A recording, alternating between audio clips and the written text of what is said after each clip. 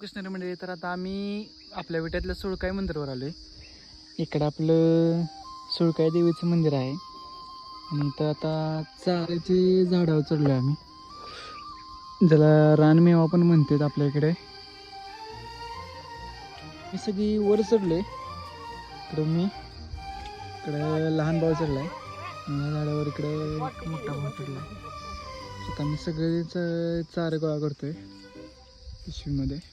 मंडळी, आजचं वातावरण पण बघू शकताय, एकदम सगळं ढग आलेत आणि आपल्या विट्यात पाऊस पण झाला आहे आज.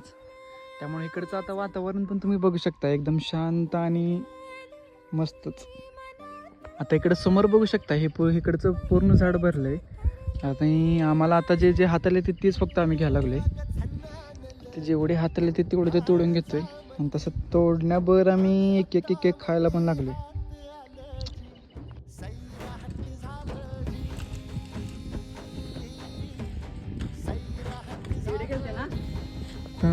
बऱ्याच जणांना चारं म्हणजे पण शक्यतो काय माहीत नसेल, तर आता आपण जी खीर करतो आणि त्यामध्ये जे चारोळे टाकतो ते ह्याच बियाचा या शेल असते, त्याच्या आतमध्ये त्या बिया असतील ज्या की आपण खीर करण्यासाठी वापरतो. भावात इकडे समोरच्या झाडावर चढायचा प्रयत्न करते, कारण की इकडचं पूर्ण झाड पण भरलेलं आहे सगळ्या चाऱ्यानं. आपल्याला वाटत असेल की हे फळ बारके आहे, यामुळे आपल्याला काही फायदा होणार नाही, पण या छोट्याशा फळामध्ये आपल्याला vitamin C, vitamin B1, vitamin B2 आणि विटॅमिन B3 पण मिळतात.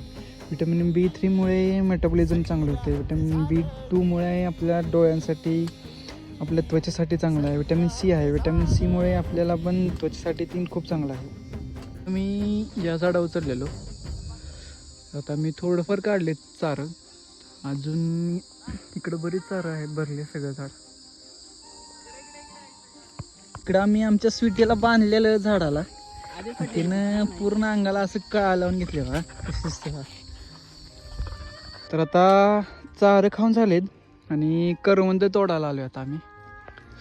ह्या अशा प्रकारे झाड असते करवंदाचं, बारीक बारीक काटं पण असते त्याला. या झाडावर असे करवंद लागतात. मोकळ सुटलं तर यांचा झालाय दंगा. आज चांगलं घातलं सकाळी. चल वर चल, इकडे इकडे सुटी, या इकडं, या इकडं.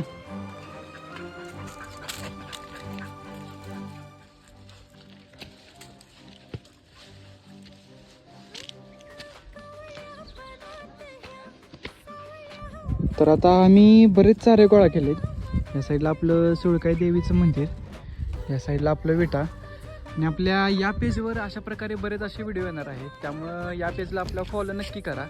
भेटू तुम्हाला आता पुढच्या एका व्हिडिओमध्ये. रामकृष्ण हरी.